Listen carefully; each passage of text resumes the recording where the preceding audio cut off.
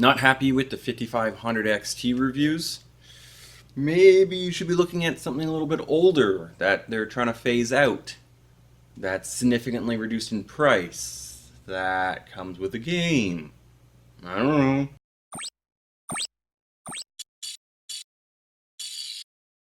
Now before moving on, if you like what I'm doing here, could you please subscribe to the channel and like the video? It helps a lot. Now, I picked up the Gigabyte RX 590 Gaming for 160 USD, and I also got the Radeon's reward code, so I ended up getting a copy of Borderlands 3 along with this. Now I'm going to be testing the RX 590 along with my GTX 1070. Now my GTX 1070 Mini is like a GTX 1660. Now I know they're not the exact same, it will depend from game to game, but on average they're pretty close to one another. Now I'm comparing the RX 590 to the GTX 1660 because the 1660 is just that step above right now. You can typically get the lower end ones for around 200 USD. So I'll be using the GTX 1070 Mini as more of a reference than anything else. Now I tested the performance of these two cards in 6 games. Now everything was tested on an open air test bench. The CPU I used was the Ryzen 5 3600 at 4.2 GHz on all cores. The CPU cooler is the Fractal Design Celsius S24.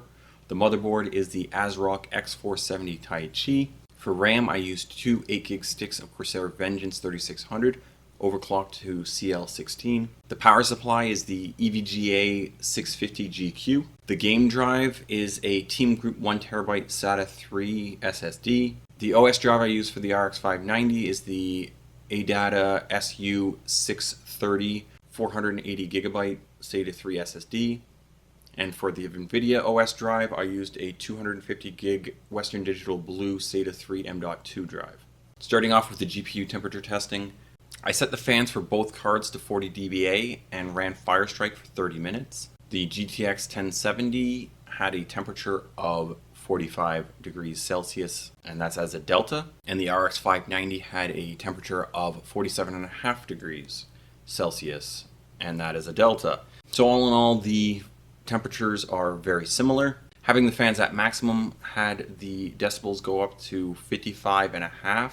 So they are both quite loud, but not ridiculously loud. And that had the temperatures come down to 34 degrees for the GTX 1070 and 36 degrees for the RX 590. Now just leaving the fans on the auto setting and running the tests, the GTX 1070 was at 48 degrees Celsius as a delta, and the RX 590 was at 50.5 degrees.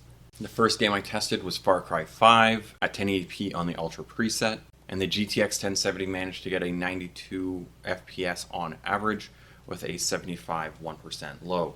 The RX 590 was able to run at 74 frames per second on average and had a 1% low of 65. Division 2 at 1080p Ultra preset with VSync off and running in DirectX 11. So the GTX 1070 was able to have an average FPS of just under 63, with the 1% lows being just under 43.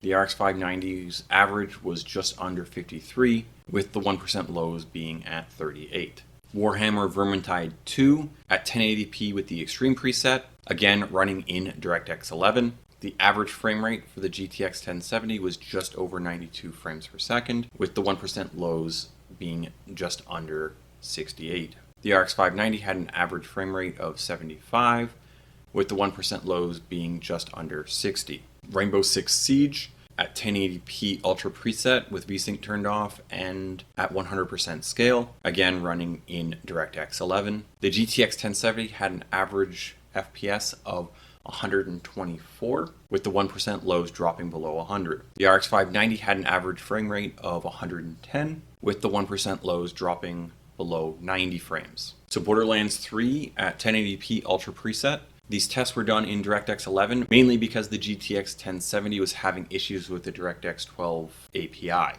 Now the GTX 1070 was not able to maintain a 60 FPS average and was just under 50 for the 1% lows. Now the RX 590 was just under 43 frames per second for the average, and that went down to 35 frames for the 1% lows. Now, if you were wanting to play this game, I would probably recommend dropping down to a mix between high and medium, and then you should be well over 60 frames per second. And the final game in my testing is World War Z. This is going to be at 1080p Ultra Preset in the Vulkan API. The GTX 1070 managed an average of 105 frames per second, with the 1% lows going down to 86. The RX 590 had the average frame rate of 109, with the 1% lows going down to 89. Now, putting that all together, the GTX 1070 or the GTX 1660 had an average of 89 FPS, and the RX 590 had an average FPS of 77. So that would make the GTX 1070 or the GTX 1660 about 15% faster.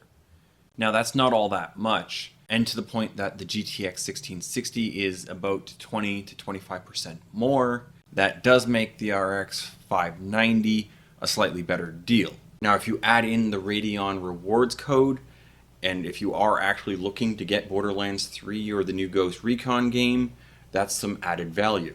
Now, I did do a full teardown of the card, and it does seem to be fairly well made. The VRAM plate, or the cooling solution for the VRAM, is stainless steel.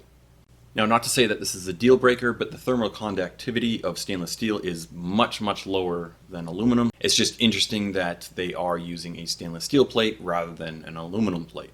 So if you are thinking of picking up an RX 590 this 2019 holiday season, don't pay more than $190 USD. And make sure that it does come with the Radeon rewards code, so you get a copy of either Borderlands 3 or the new Ghost Recon. Now, that's all I have for now, all the normal stuff. If you like the video, you know what to do. Click the subscribe button and the bell icon so you get notified whenever I drop a new video. And follow on Twitter @HardwareForGamers. Thanks for watching, and see you next time.